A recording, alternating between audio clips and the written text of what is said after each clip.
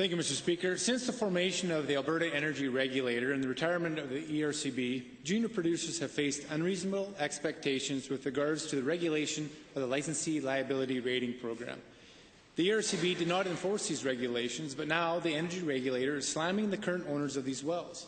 And in the words of one of the stakeholders I've spoken with, he said, "It seems they are trying to cover up for the lack of enforcement over the past decades." The result is that hundreds of junior producers will be pushed into bankruptcy, courtesy of the heavy-handed, ill-thought-out regulations and the mismanagement of the PC government. Mr. Speaker, you would have hoped the PCs had learned their lesson from the 2008 royalty disaster, but I guess not. The PC government has so far failed to act to ensure that our junior producers get a fair shake. While the Minister of Energy said he would look at this matter, action needs to take place now. As we wait, junior producers are being expected to pay millions in penalties. The licensee liability program is spiraling out of control. The program looks at assets compared to liabilities. With the low price of gas, uneconomical wells are shut in. Once a well is shut in, it's classified as a liability. Companies are given a short period of time to which they have to pay penalties, some over $1 million.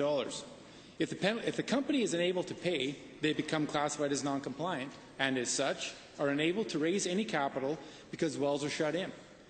They can't get any money from the banks, and they can't afford to abandon the wells. Mr. Speakers, these companies are not trying to shirk their responsibilities, but it seems unfair to enforce these regulations suddenly without consultation or consideration to the devastating economic impact. The forced abandonment of these wells will significantly reduce municipal tax revenue as well as provincial royalties. The Energy Regulator must come back to the table and work on enforcement actions that are appropriate and would not drive junior producers out of production.